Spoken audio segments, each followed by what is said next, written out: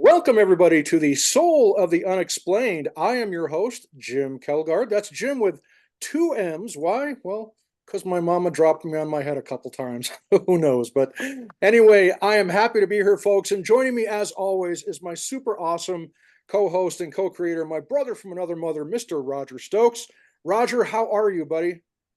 I am doing well. We have a great show tonight, a two for one for Beyond Skinwalker Ranch, and super excited to jump right in and talk about it. We also have an amazing guest, one of the best friends of our show, and personally, like to introduce Mr. Jeff Freeman. Hey, how you guys doing? And thank you so much. It is an honor to be with you here tonight on doing this recording for you. Are you going to be able to edit any of this? We go live as it is. It'll be I'm fun. used to Warts going and all. live. That's exactly what I said. Oh my gosh, recording. But no, it's an honor to be here. It really is. I appreciate it. And looking forward to talking about some Beyond Skinwalker Ranch because I really haven't had the opportunity to do that yet. Right on, us too. And folks, don't forget that you can find Jeff's gold standard of podcasting, which is what I like to call it when it comes to the topics of Skinwalker Ranch and Curse of Oak Island. You can find him right here on YouTube. His YouTube channel is jfree906, and you can find that right here on YouTube.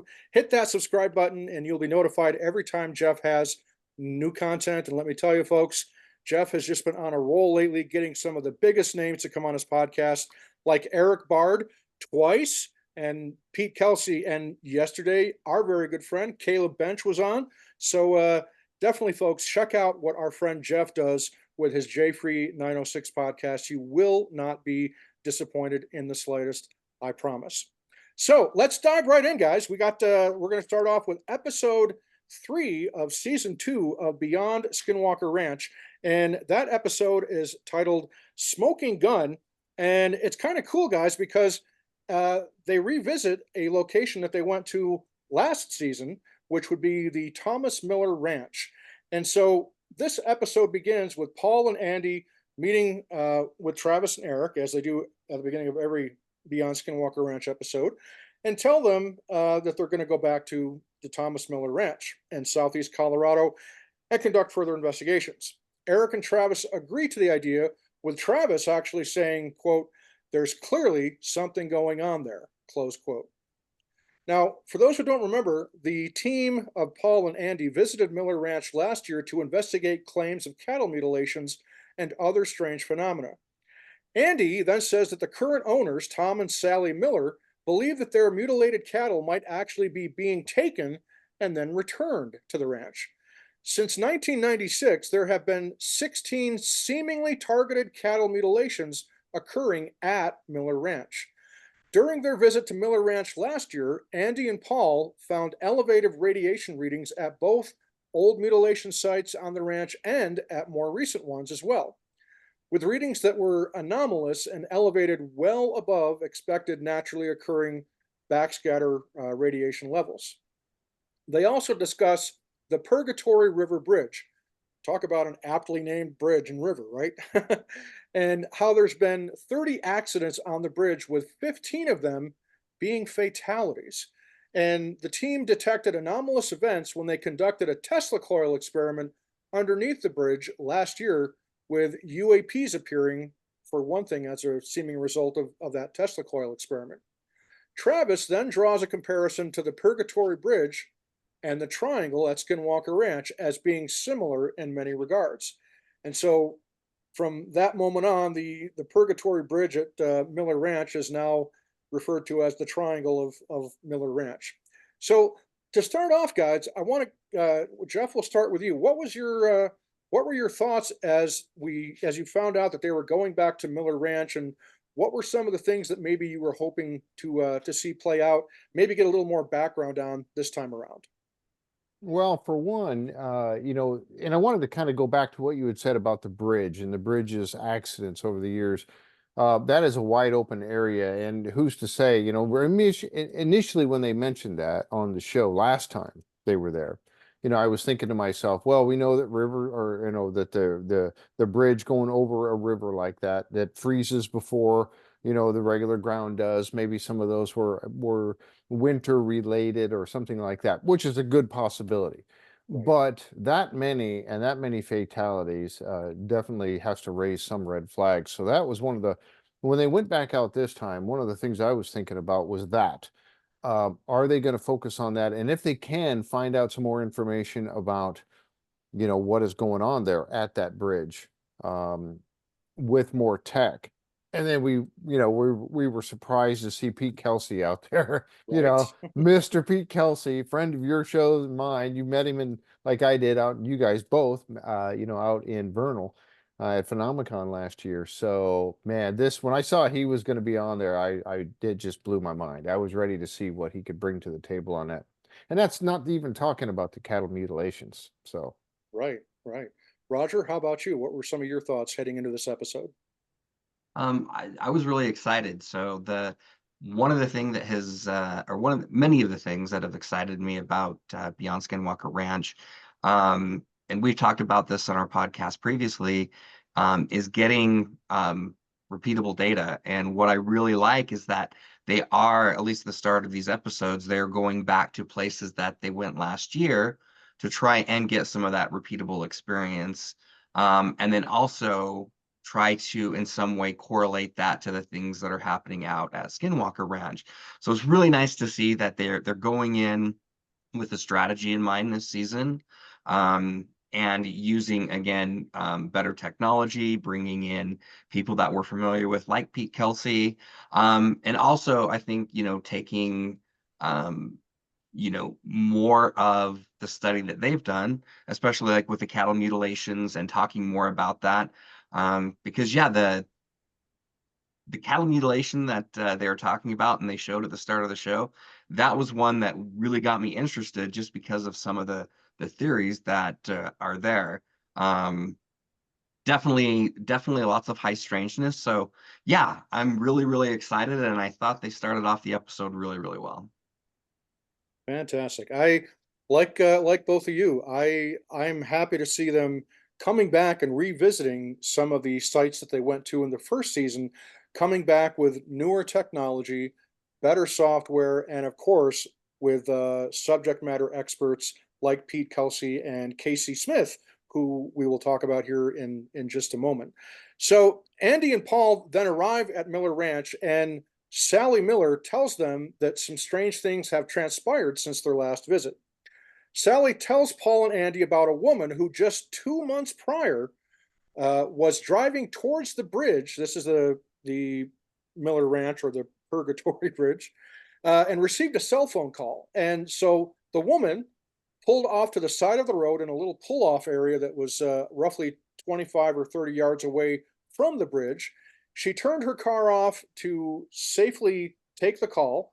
And so as she's using the phone with the car turned off, Sally tells us that once she activated her cell phone, her car was then, again, parked parallel to the road, safely moved off to the side, began moving sideways across the road.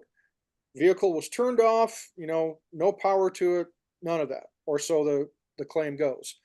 And a car was coming in the opposite direction, and that driver barely had enough room to maneuver around this woman's car to avoid a head-on accident, which very likely could have ended in serious injury, if not fatalities.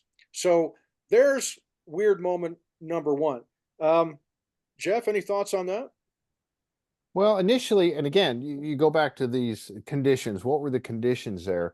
And also, you have to take, what this person said on On face value, faith, yeah. because we just don't know. But if something like that were to happen, and when you first see this in the episode or hear about this in the episode, your skeptical mind is going, right. Was Right. she being completely honest with this situation and all of that? Let's take in the fact that she was. Okay, now what kind of other things can we find out about this particular bridge that may be weird and cause maybe something like that to happen? We have no idea about.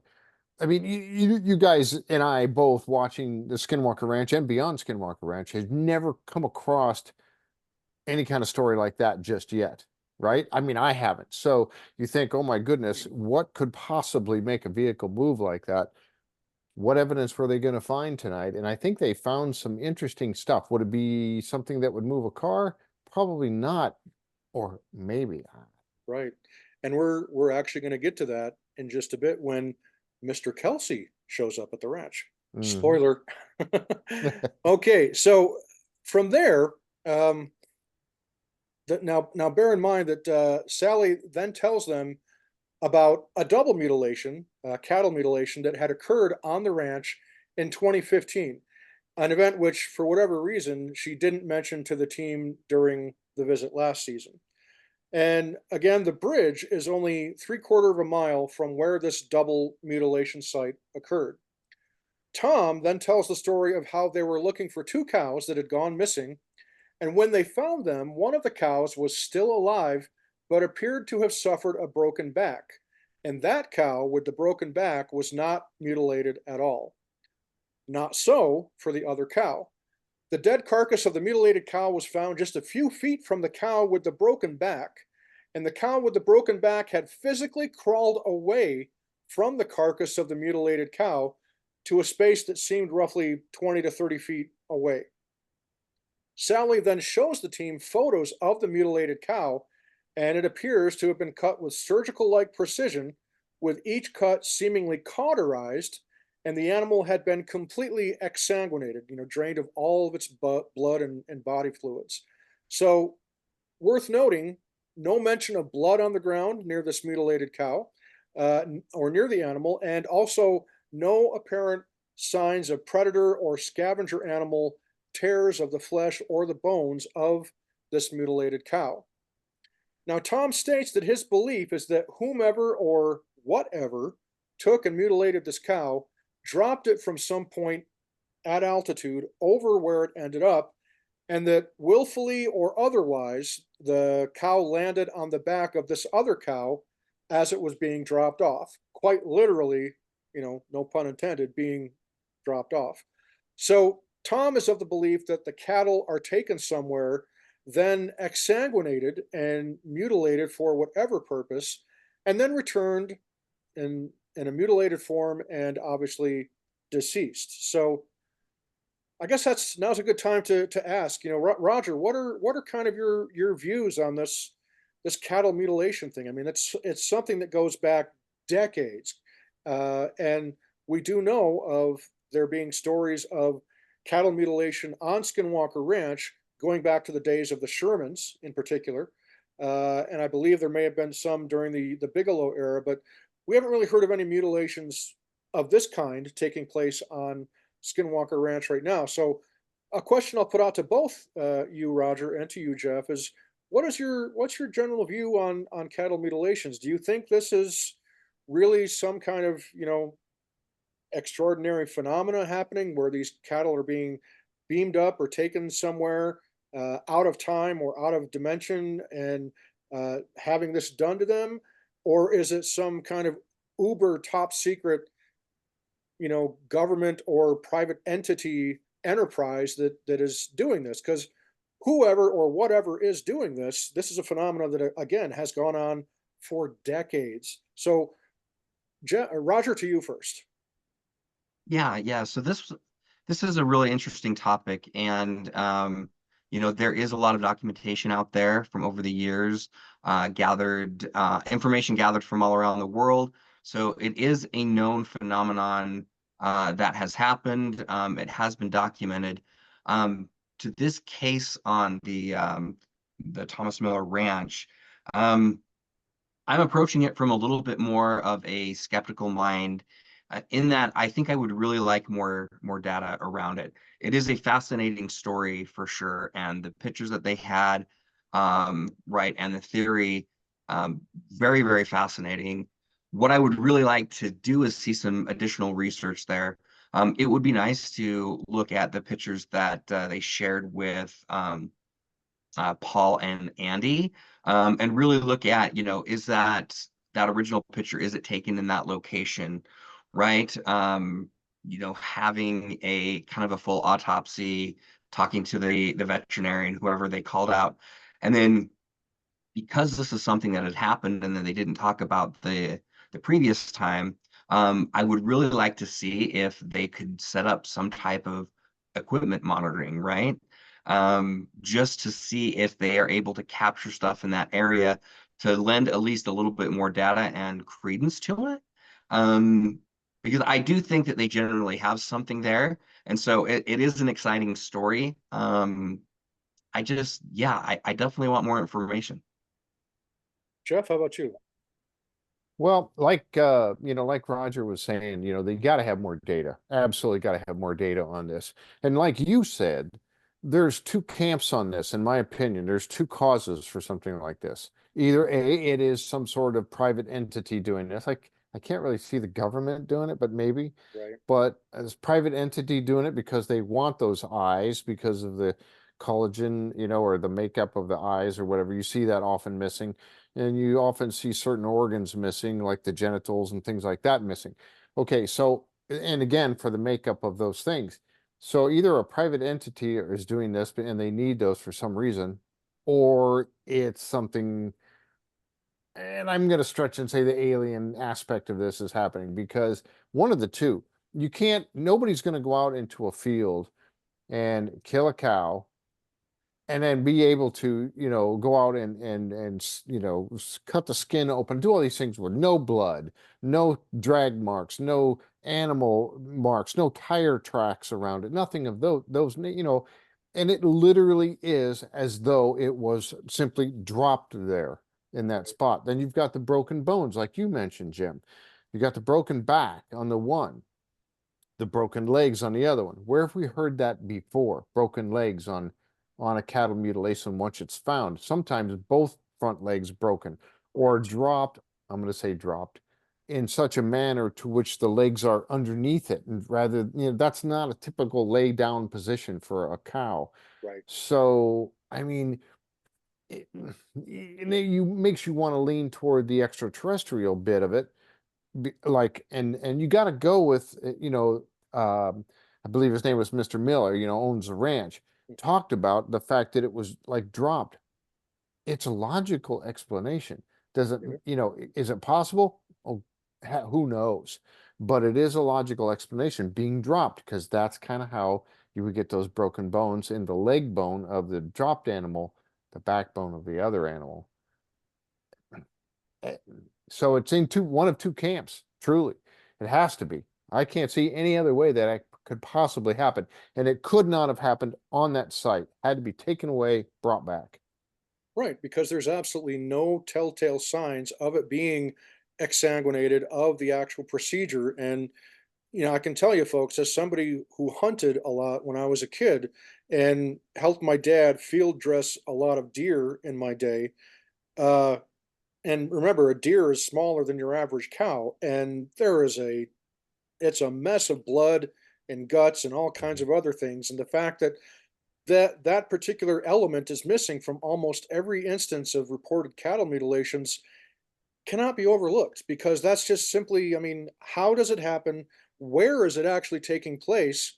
Unless these things are like, the serial killer Dexter, and they're, putting up plastic wrap, within 40 yards of where they're doing this, so that they can just roll up the plastic wrap and then, be done. But still, you would think that something like that would still draw attention. It would make noise. It would, still leave some kind of telltale sign.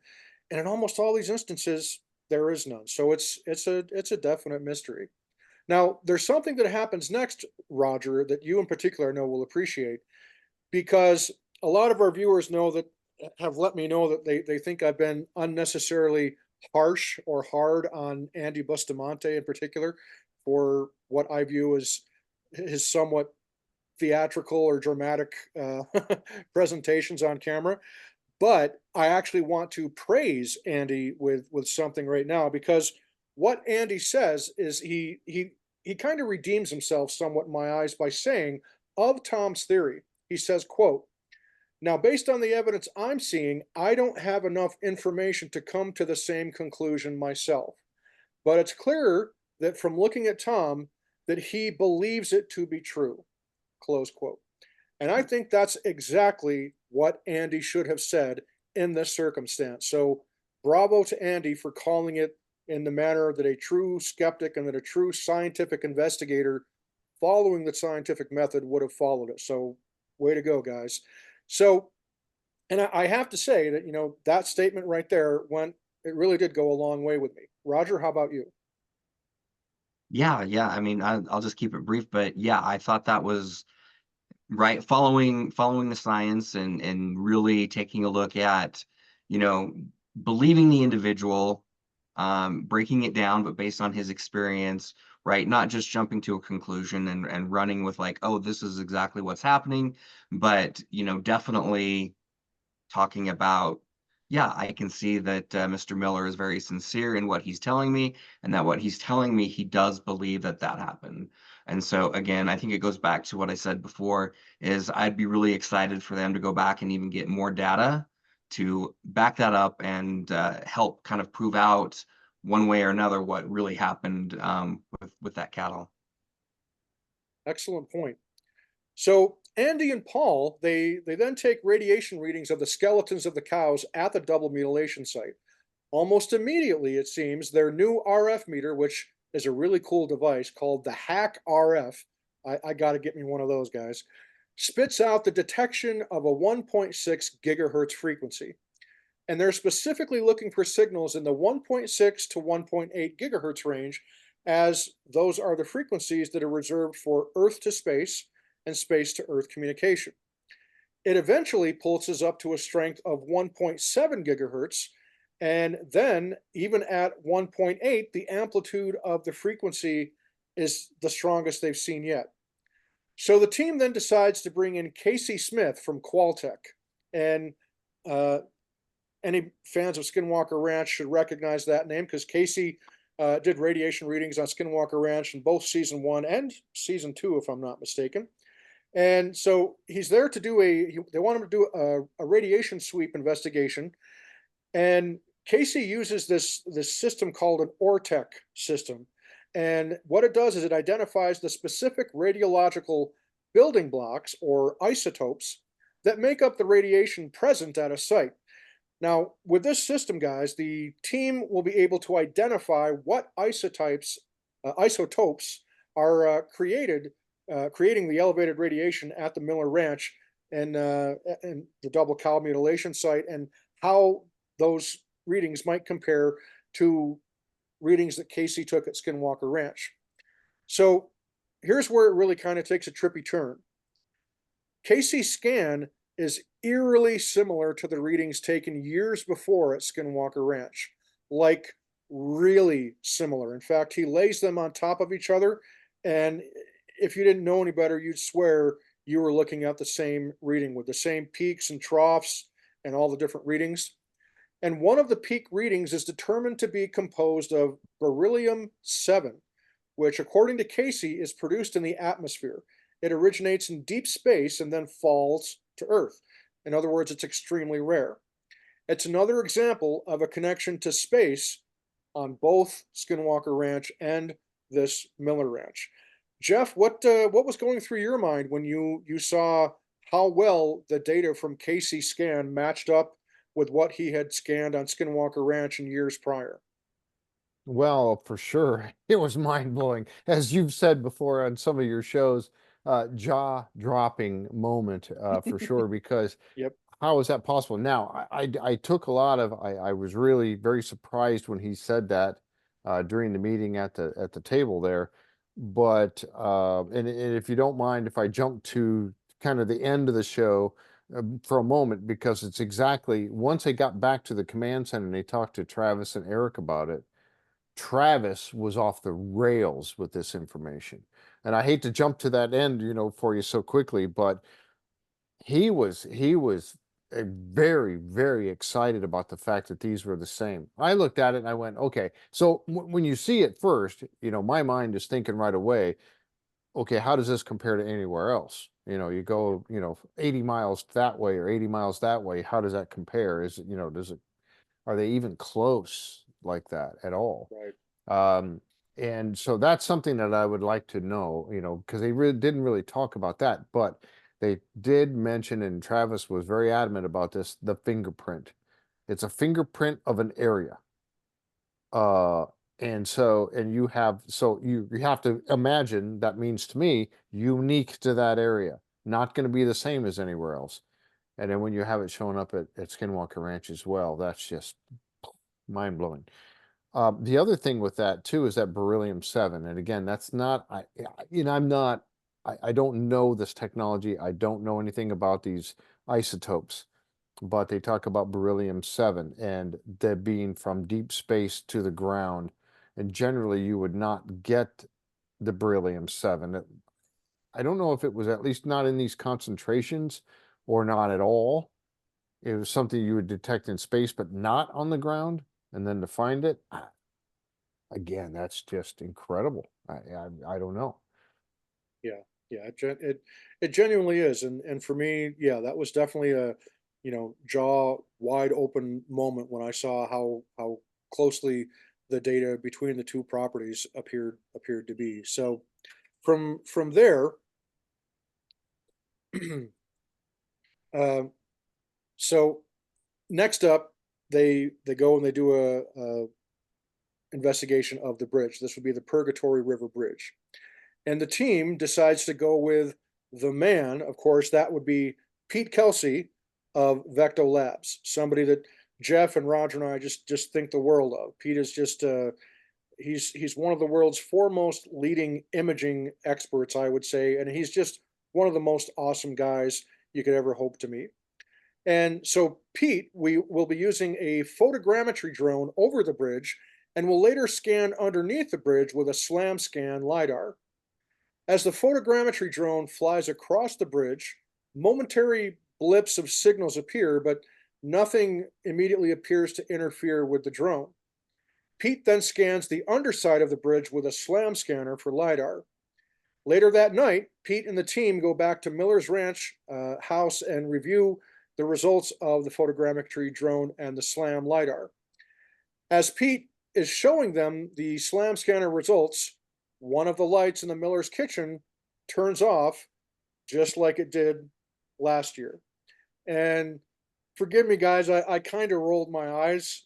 The skeptic in me just really rolled my eyes when this happens because I don't know what to make of it. But was it really something? I don't know. What was your take on that? Because the it's not just one light that goes off as Pete, tries to review his data.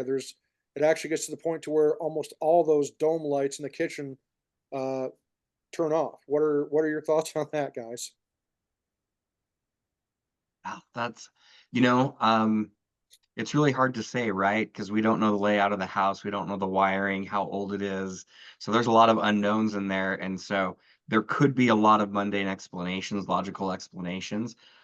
I will say, however, with my experience into the paranormal research and aspect that I've done over the years, I have been in similar situations where I know the wiring in the house is great. There's no problems, there's no issues.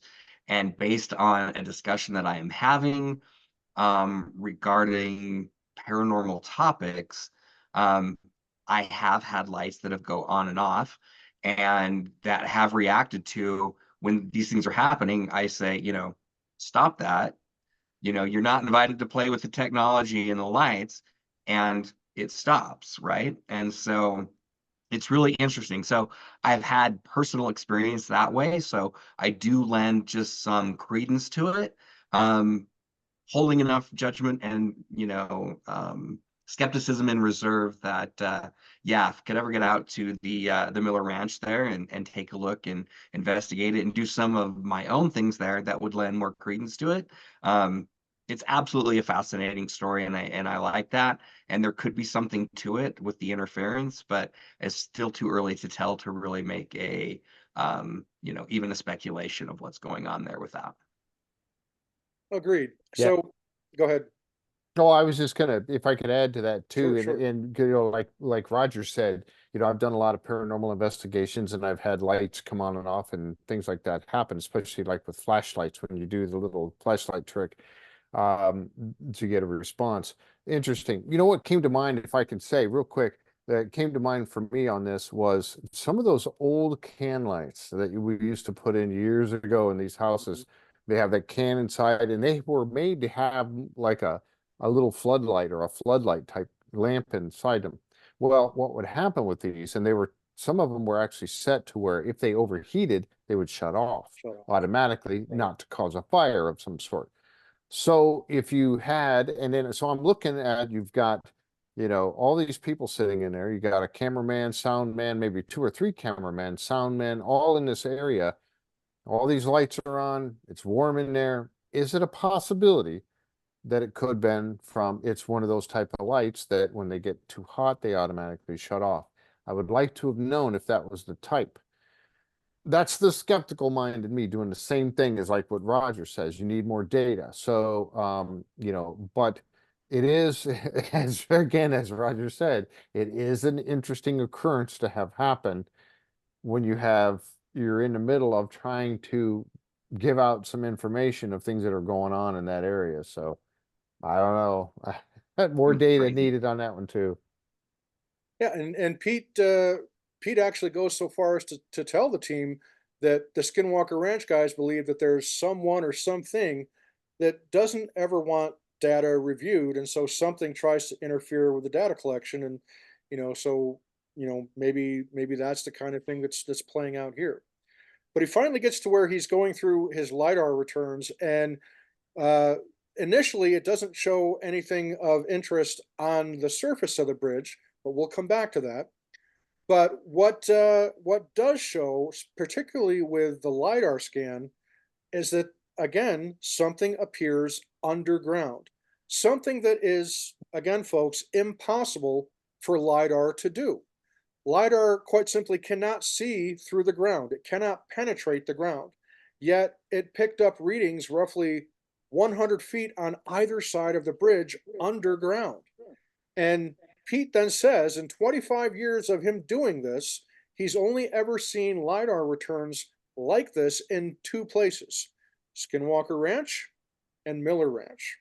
So the photogrammetry drone results are next, and they look absolutely fine on the surface scan of the bridge, but then Pete rotates it to do a kind of like a head-on 3D scan, and it shows a massive return once again under the bridge. It's only underneath the bridge. So now 2 different systems, LiDAR and the RGB camera or photogrammetry, both detected anomalies underground. And like Pete says, what we're seeing is impossible. And also worth noting is that upon further review, they noticed that there was something that the photogrammetry drone picked up that was similar in a sense to what we've come to call Kelsey's Spire at Skinwalker Ranch. Wasn't going up, hundreds of feet into the air, but there was definitely something that was on the side of the bridge jutting up towards the sky that the lidar returned some kind of seeming structure or return of some kind that was there that obviously was invisible to the naked eye. And so, as you said, Jeff, they then go back to Skinwalker Ranch and fill Eric and Travis in with all the details of what they discovered at Miller Ranch. And in particular, Travis was really excited about the data that Casey had, and just how that there is a lot of similarities with the lidar readings that are coming from underground, which should not be possible. So, to sum up this episode, and Jeff, we know you have to go fairly soon, but just kind of overall thoughts on how this episode played out, and um, maybe where maybe we can go somewhere with Miller Ranch in the future, or do you think this is kind of just really interesting, but not really something worth pursuing in the future? You're on mute. I thought I was the only one that did that. No. So no, I think that this is really one of those cases where we have too many similarities in these 2 places. Pete Kelsey, like you just said, had mentioned that he's only seen this happen in 2 different places with photogrammetry and with the slam scanner, the LiDAR, and Skinwalker Ranch in there. And then you have Casey Smith's, isotope signature being exactly the same in the two places. No, it has to mean something. You and I have talked about this before. Roger, you and I have talked about this before. You have different or repeatable. When you have repeatable data, okay, not repeatable on the same place. Well, we have seen repeatable at Skinwalker Ranch, but repeatable data from two different places giving you the same weirdness in its returns. One thing I wanted to point out too, and why that I think Travis and Eric were so excited about the photogrammetry and the LiDAR returns was because they both work on time. Right. So, the LiDAR return, it takes a nanosecond, a few nanoseconds to go to the ground and come back when you're holding it at 3 feet above the ground, about 3 nanoseconds to make that down and return jump. Okay. So if it is timing, if time is getting interfered with there, now you're going to get those point clouds to be somewhere else. Those points of the point cloud to be somewhere else, which is not the way these things are designed to work, and they generally never do something like that. Okay, then the other point with the photogrammetry is, and this is again what Eric had mentioned in there, I'm sorry, what Travis had mentioned during the show, was that when the drone is flying over and it's taking its pictures, thousands of pictures, hundreds of thousands of pictures, and it's taking all these, well, it's taking a picture and it's assuming that this is where the drone is. Well, if for whatever reason momentarily the drone is not where it's not where it thinks it is, then you're going to get those differences in those pictures are going to be put someplace else into the matrix. And when you have that happen in two different places, but I've not heard of it ever happening anywhere else, that's significant. And now, and you know what? I'm going to say this too, is that I don't think that these are the only two places where things like this are going to happen. I think what they're doing is fantastic on the Beyond Skinwalker Ranch team to go out and look for other places where high strangeness is happening. I think that's fantastic. And as they continue this, I think they're going to find more. So what's messing with that time that's on both of these instruments that work on time? What's messing with it? That's where the key is. When they can figure that out, if they ever can, I think they're going to have many answers that they've been looking for in both places. So yeah, I think both are extremely important here, both places. I think you're right. And of course, one of the disadvantages that Beyond Skinwalker Ranch has is that every week they go to a new location, whereas Skinwalker Ranch is situated in one place, and they don't go anywhere. Whereas with this, we got 2 episodes back to back on Mount Wilson Ranch, and now we've got Thomas Miller Ranch, and then on the next episode that Roger and I are going to talk about, they go down to Arizona to meet up with John Dover, our friend who was the former Navajo Ranger, to learn about this place called Rock Art.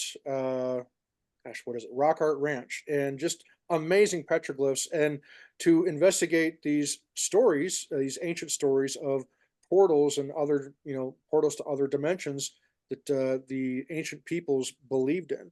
So I agree, Jeff. It is good to have Beyond Skinwalker Ranch there, and that's my only complaint, is that they're kind of disadvantaged because they've got to try to cram everything that they can into one 42, 43-minute episode. Um, and so sometimes we have to see them revisit it, multiple times in a season or over a course of multiple seasons. But certainly in the case of Mount Wilson and anything that pertains to what John Dover is doing, I think is worthy of having its own docuseries on its own.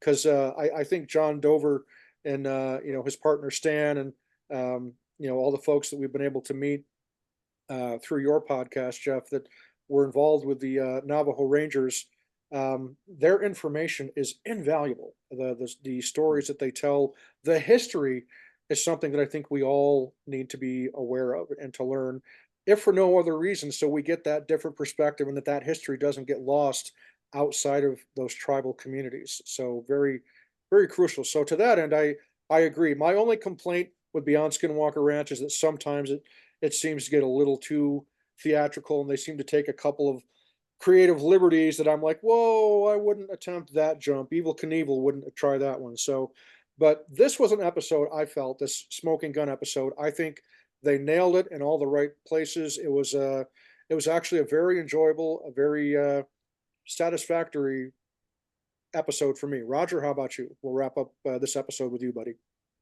Yeah, I really enjoyed it, and I am really looking forward to because I think they documented even more evidence that merits them going back. And I will just say it would be really fascinating if they could get Lunasond out there and Jeremiah Pate and his team and do some more experiments there, right? Because if we can get some, another verification that somehow time is being lost there, that just adds more to not only to the mystery, but more data that they can take a look at to try to figure out what is it about these spots that is causing something that is that concerning. Like, how does that even happen? So I'm Yeah, excited. absolutely. Jeff, thank you so much for joining us. We know you have to run. Thank you for taking time out of your vacation to Florida. We sure appreciate you taking the time. It's always great to chat with you, and great to have you back as a two-timer now on the Soul of the Unexplained. We got to get you back sometime soon for one of our roundtable discussions about the many bizarre topics that Roger and I talk about. But we're looking forward to so much to seeing you at Phenomicon this year. And hard to believe we're only about 2 months away from Phenomicon. So, Jeff, thanks again, and have an awesome evening. Tell Christina we said hello and wish her well. And again, folks, to find Jeff's podcast, just simply go to the J Free 906 podcast right here on YouTube and hit that subscribe button because, again, Jeff's podcast on Skinwalker Ranch and Kurtz of Oak Island is the gold standard of podcasting for those two particular subjects.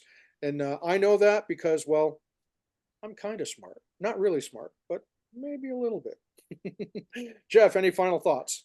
Well, I tell you what, Roger, you nailed it. Lunason, get Lunason out there. I think that's an awesome thing because they have to find out about that time anomaly. They really do, and he can nail it for them. But yeah, no, this was a great episode. Loved being able to talk about this one.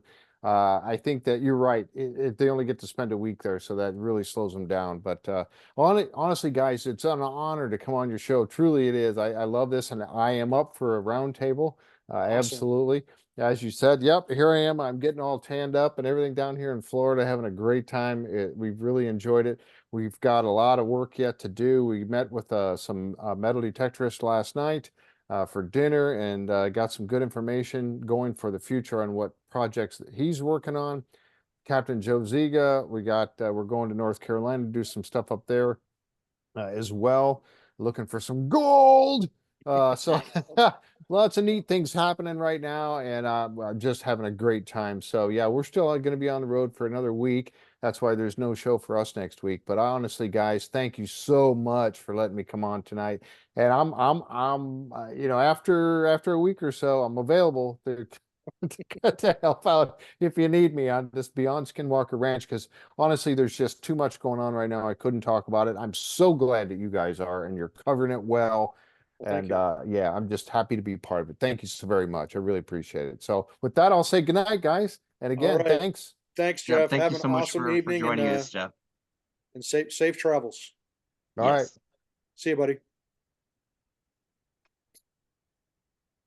All righty, Roger. So now we've got episode 4.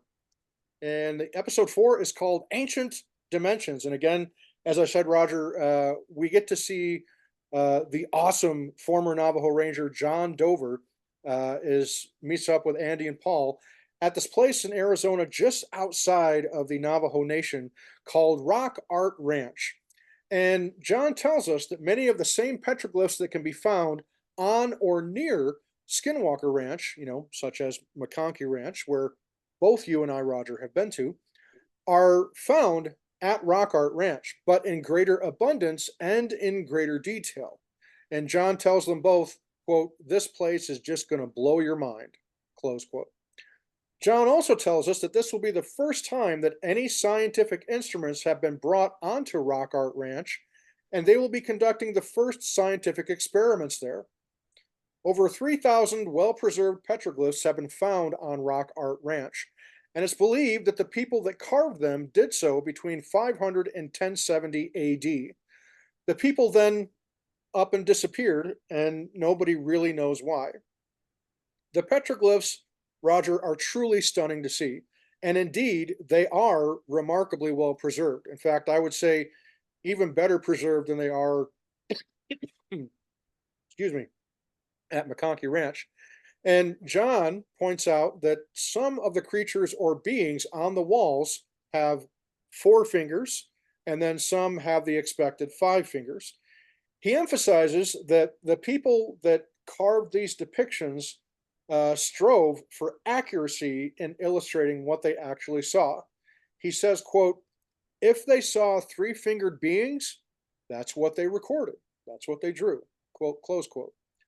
Paul then asks John what he thinks these 3-fingered beings represent, and without hesitation, John says, quote, star people, close quote.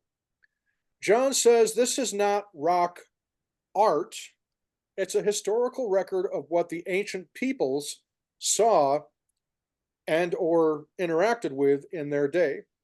And John says that in Native American lore, spirals are meant to be a symbol of migration. However, in the modern day, the Navajo have reinterpreted it to symbolize a portal. He says, quote, we believe the ancients had the ability to manipulate these dimensional gates. They postulated that energy, frequency, vibration were magical, and if you knew how to use them, you could do anything, close quote. So Roger, a little bit to digest there.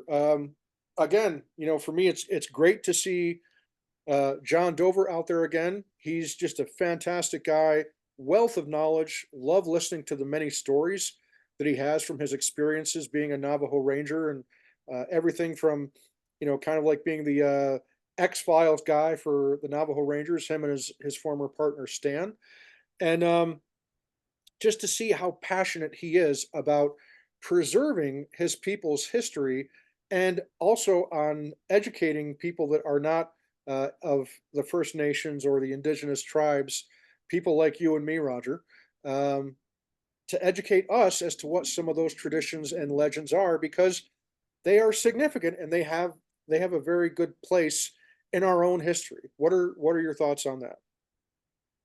Yeah, it's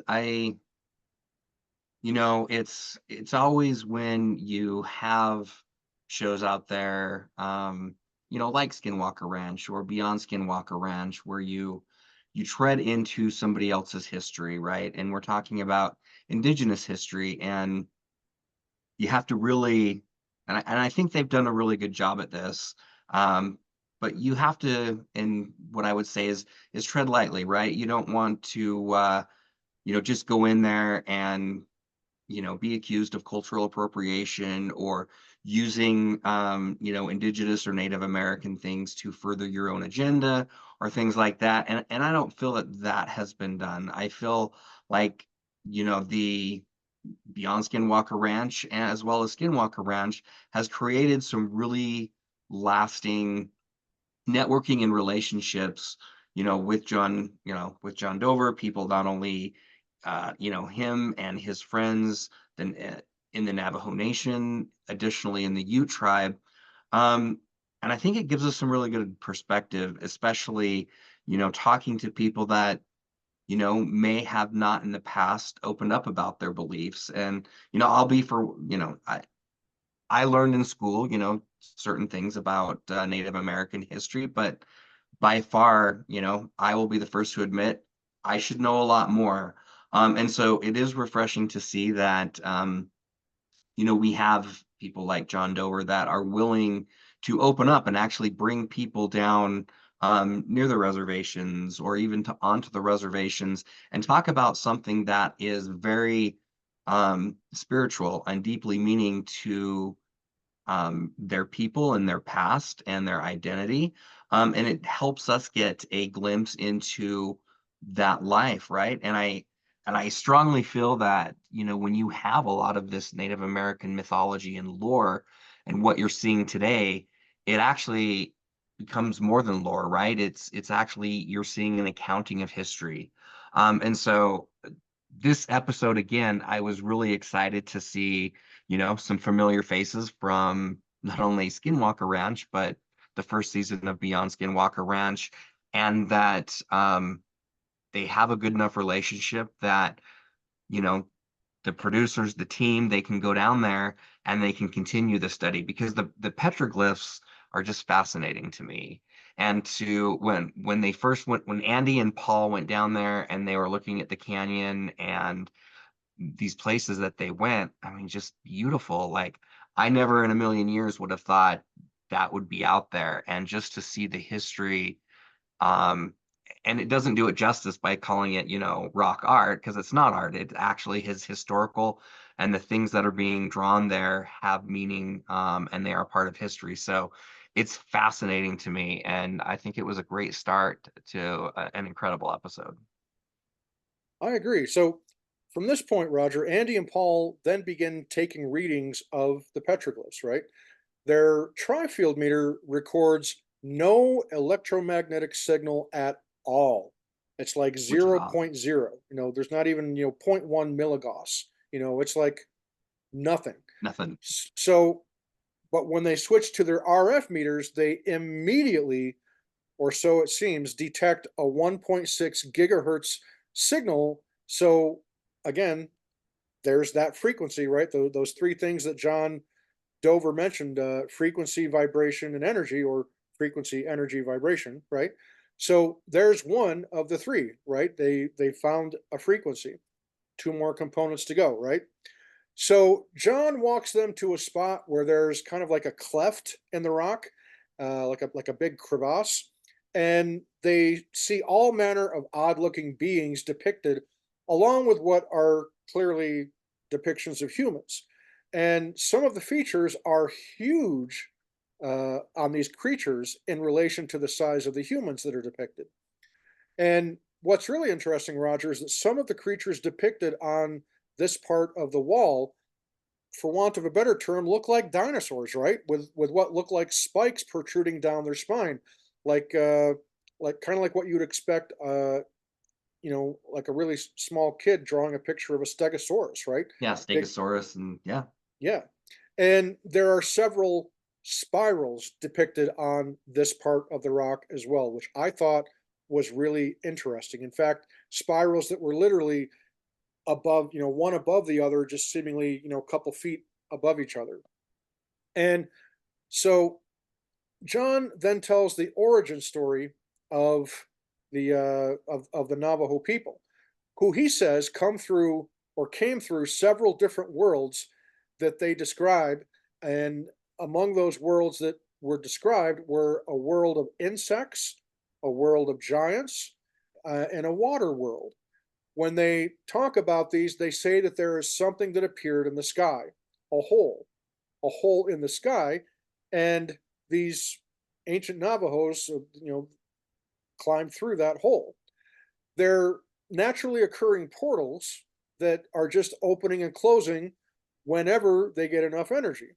So, assuming that's true, John asked the question, what's to prevent other things from coming through, right? Right. So Paul pulls out the FLIR camera to measure this large cleft area to get some imaging of the temperature. Oddly enough, the rock wall and the petroglyphs read a normal temperature for the time of day and the ambient temperature. But in the deepest recess of the crevasse, where presumably the sunlight never reaches, right, Roger? The temperature reading from the FLIR is white, indicating that it's very hot, significantly hotter than the areas of the rock wall surrounding it. As far back as it is, and the fact that, again, the sun never reaches it, it's hot in the thermal image reading. John says it could be an entry point if they knew how to open it. So that's energy. Two of John's three components have now been sorted. Thoughts on that?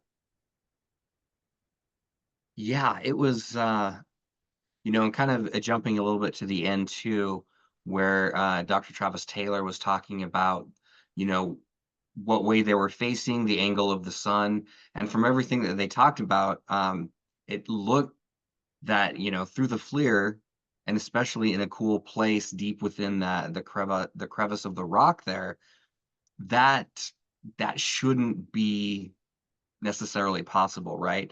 Because Right. we know with the FLIR, the hotter it is, the more red to white it is going to appear.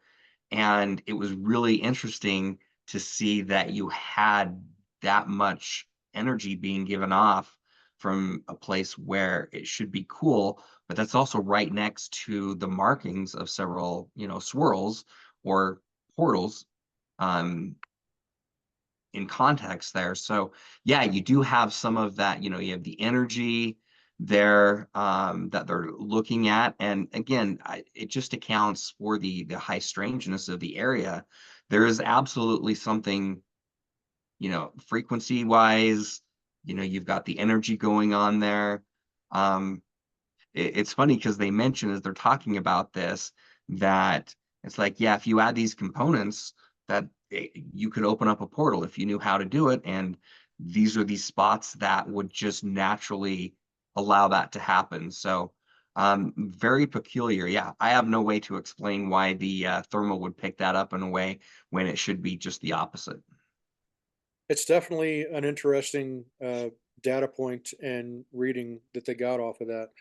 And one thing that I think of when I heard John telling the story of the origin of the Navajo people, you know, we're if your classrooms were anything like mine, Roger, when we're taught the history of Native Americans, and of course, you know, I was born and raised in New York, so I had the New York State education system. You know, you were born and raised in Utah, but we were taught that you know, the Native Americans, they came to North America across the Bering Strait when there was the Bering landmass before, you know, presumably the bulk of it fell into the ocean. But at one time, the belief is that there was a landmass that connected what is present day Russia with Alaska, right? And so Right. they believe that that's where all of the Native American tribes originated from.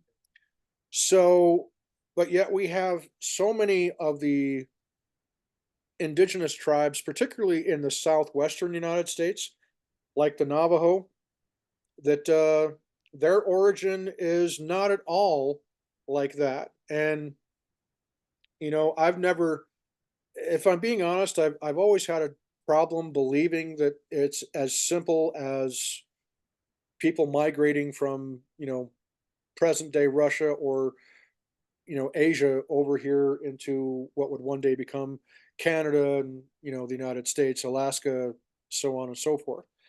Right. And there's a lot of other Native American tribes that have origin stories that are not too dissimilar from the Navajos that talk about star people, that talk about their origins coming from beings from the stars. Now, your academics are going to, you know, poo-poo that and make fun of that and, you know, say that that's just ridiculous fairy tales that the Indians passed down from generation to generation. And I say, not so fast. I say we can't discount these legends that the Navajo and other tribes have just because it doesn't fit, you know, modern day academia's, you know, because it may upset the apple cart too much for them to consider any other possibility. Um, I think that just demonstrates to me why I think it's important that when we have somebody like John Dover telling us his people's history of their origin, we should at the very least pay close attention and remember it and listen to it because the way we've seen things go in the world lately, Roger, I'm about ready to say anything is possible at this point. And one other thing that my mother and father taught me from a very young age to always have respect and honor the traditions of Native Americans. And the area where I grew up in New York, we were, you know, the Indians, the Native Americans there, and see, I'm there using that Indian term. I'm sorry, folks. Uh, but it was part of the Iroquois Nation, the Onondaga Indians. Go back to my home region of New York, and it's all filled with, these Native American names. Names like Shenango and just all these fantastic, oftentimes difficult to pronounce uh, names, but still, where I came from in upstate New York, there was a very rich, very vibrant Native American history that we were taught uh, in school back in New York. And I always paid close attention to those lessons. And I've always had an abiding appreciation and respect for Native American culture because of that. And of course, moving out west and having lived in Utah for the last 30 years, uh, that appreciation and respect for Native American heritage has only grown. So it's, if nothing else, I'm glad to see that we have somebody like John Dover who is willing to take the time to educate us and to tell us about, this great heritage, this rich heritage that his people have. So enough on that. So as we move on, so the team then go to an archaeological site several miles away to investigate, and it's kind of like this archaeological dig. And John tells them that the Navajo don't like to go to such places because the spirits of the dead are always present. Right. Pardon. And so John says that he can feel energy in this area all throughout his body. And wouldn't you know it, Roger, on the RF meter, Paul detects the 1.6 frequency at this dig site. So John then suggests bringing in a traditional singing group with a drum. And we all remember that amazing experiment that happened on Skinwalker Ranch with Blazing Bear and the drum circle, of which John Dover was a part of. So now they're going to try to tap into that third element, Roger, that vibration with a drum circle. And Art Hardy, Navajo medicine man, and Alex Medikai, a Navajo musician, will do this drum ceremony. And if you watched Beyond Skinwalker Ranch last year, you'll remember that Art Hardy was on one of the Beyond Skinwalker Ranch episodes last season as well. So the FLIR camera is trained roughly 10 feet above the heads of Art and Alex as they perform the ceremony. And it begins to notice a significant drop in temperature, at one point dropping down to 22 degrees Fahrenheit. And it's, a swing of almost 10 degrees in under a minute.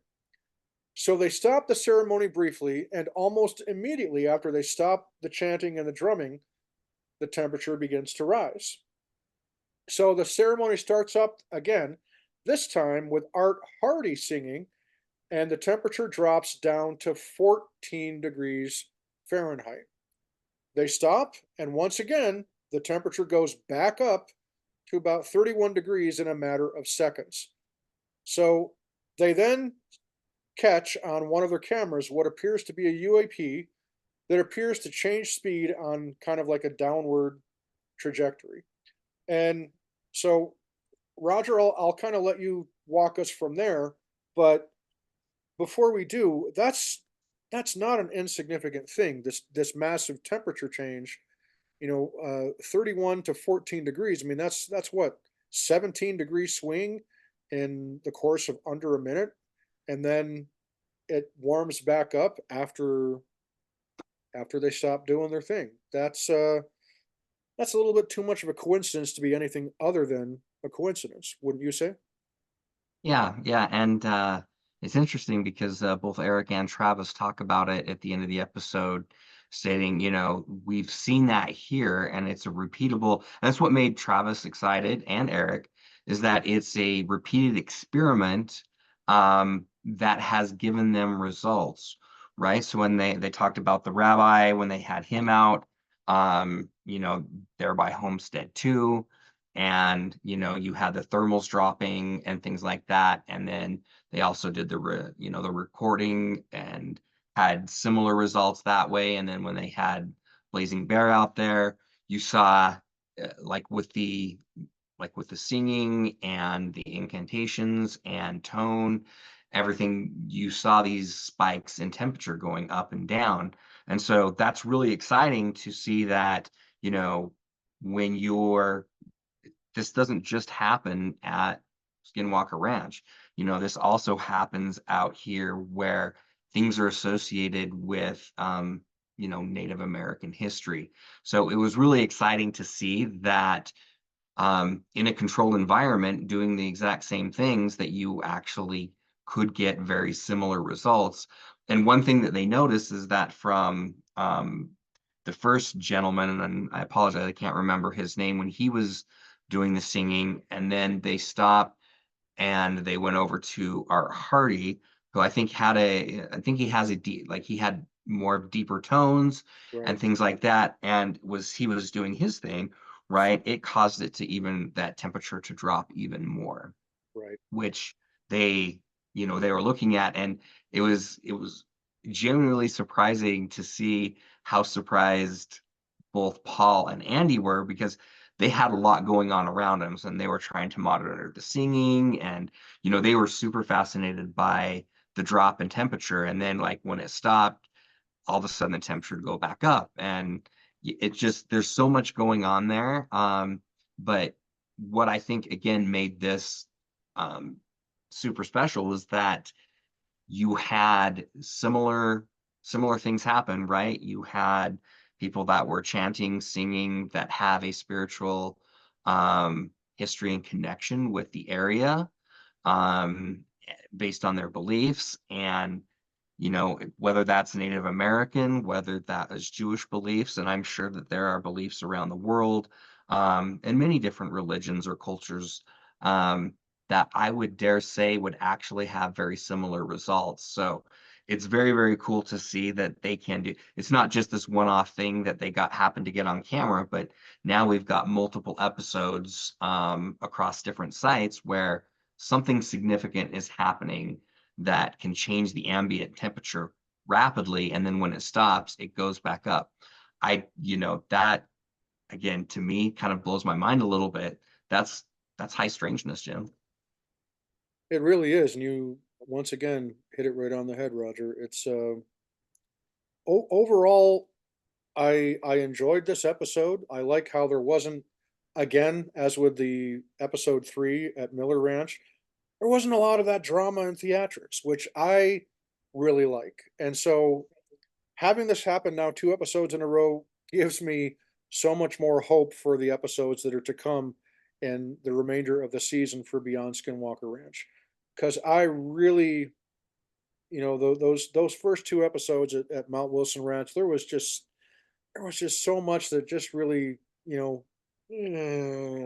kind of, had me, the skeptic in me was squirming like, why are you saying that? You don't have anything to Right, substantiate the claim you just made other than hearsay, other than, stuff that just simply can't be, as we talked about earlier with Jeff, repeatable results, and, with data that is, you know, good data, really, really good data that can be mined for good information. And that's not meant to be an indictment on the people that they brought in to Mount Wilson Ranch. It's not at all. I'm not accusing anybody there of anything other than I just wish that sometimes they weren't as dramatic as they seem to be when they play to the camera and break that fourth wall.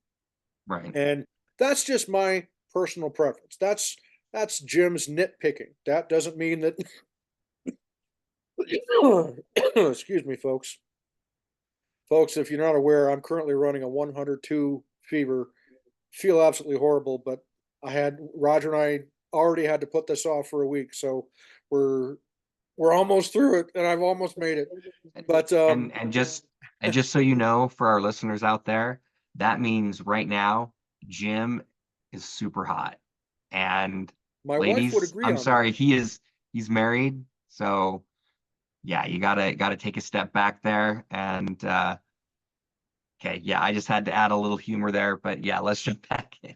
In fact, not only am I married, folks, on this Monday, I am celebrating my 29th year of marriage to this beautiful woman. So Yeah, how about that? Congratulations. Whether I'm hot or not, we are still together and still very much head over heels in love with each other, and not ashamed to say it. So, massive tip of the hat to my missus, and still don't know what I'm going to get her for my anniversary. Don't know. Well, Jim, yeah, I don't know. We'll discuss this offline. Right on. So, Roger, to wrap it all up, and again, we're doing this in under an hour and a half. Can you believe this? We got through the first episode recap, and I gotta cut down my smoking, folks. I'm so sorry. Smoking and drinking. Ooh-wee. Don't know where that came from, but anyhow, yeah, we got through that recap with Jeff in 45 minutes. How about that? So Yeah, it can no, be that was done, great. Roger, if you just put the clamp on me. Maybe I need to have a fever more often when we do these recaps. Now we want you to feel better for sure. Thanks. Well, as soon as this is done, after I upload it to YouTube, I am going back to bed. So, Back to bed. but final thoughts on both of these episodes, Roger. Yeah, final thoughts is that I think they got some really good data to take back to the team.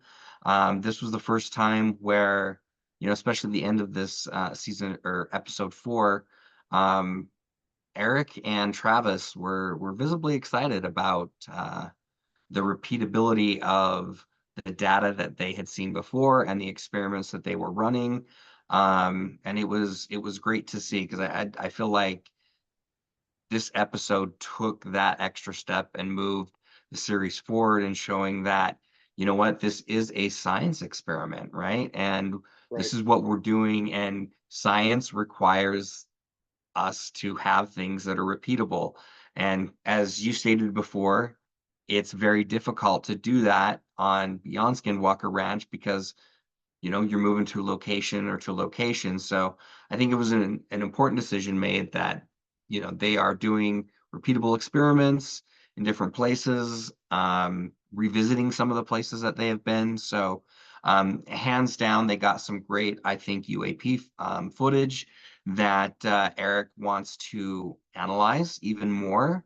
That merits, them taking a little bit more a serious look at. So I'm excited to see what more results come out of it. But yeah, these last 2 episodes I really, really enjoyed, and 2 thumbs up on my part. And I think that they went about the series topic very, very well and ensured that we as viewers got some really good understanding and more education. And yeah, I'm looking forward to next week as well.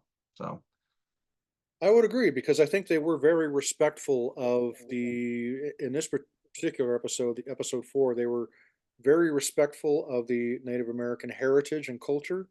Again, I thought it was brilliant having John Dover, having him back on the show. Great seeing Art Hardy again. So I really liked. I have to say, 2 thumbs up for both episode 3 and episode 4, as well, for that very same reason that they seem to have toned down that theatrical and melodramatic response and glancing at the camera like, I mean, that may work on some of the paranormal ghost hunting shows, but for me, again, as we said at the very beginning when we began reviewing Beyond Skinwalker Ranch this season, I'm holding it to the same high standard that I hold the secret of Skinwalker Ranch to, and that's a pretty high standard. And I gotta say that with episodes 3 and 4, they did a pretty good job of adhering to that. So I have to commend Paul and Andy and the production team on doing that. But just keeping my fingers crossed that they stay the course for the remainder of the season in that regard. Um, no idea where investigation goes from here, but I'm excited to see what comes next week. And Roger and I, once again, would like to extend our deepest thanks and gratitude and appreciation to our friend Jeff Freeman of the J Free 906 podcast. It was great to Ah, great to have him on, even for just a little bit of time today, and always a pleasure to chat with Jeff. He's truly just one of the finest human beings that Roger and I have had the pleasure of crossing paths with, and so massive tip of the hat to Jeff, and also to all of Jeff's amazing audience that have found us, our new subscribers, through the J Free 906 podcast. A very big tip of the hat to all of you, and of course to Christina and Linda, the two wonderful ladies that moderate Jeff's podcast, live broadcasts on YouTube every week. So appreciative of the job that they do. And massive thanks to you, Roger, for joining me again as we go down this crazy rabbit hole of high strangeness and unusual stuff. Right. And It's a lot of fun to talk about this, and yeah, every week I'm excited because there's no short of high strangeness in this world, and we're here to report on that, and great discussions. So, Jim, I do hope you get feeling better here soon so we can thanks. dive back in next week. Awesome. Yeah, folks, I'm gonna head back to bed as quick as I can because I may not look like it, but I showed Roger and Jeff at the beginning of our podcast my thermometer read 102.7 for my fever, and that's pretty much what it's been holding steady at for about the last 36 hours or so. So it's not COVID that I've got, but whatever it is, man, it's not fun, and I wouldn't wish it upon anybody. So with that, folks, thank you again for watching this installment of The Soul of the Unexplained. Once again, I am your host, Jim Kelgard, and with me, as always, is Roger Stokes.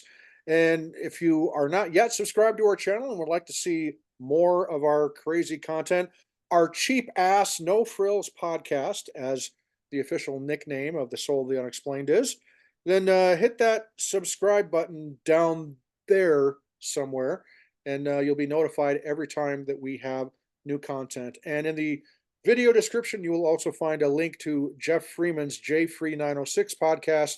Subscribe to his channel as well. So, with that, folks, thank you again. And Roger and I will see you very soon with a recap of the most recent episode of The Secret of Skinwalker Ranch. And we should have that up for you in about another day or two if I can kick this fever. So, we'll see you, folks. See ya.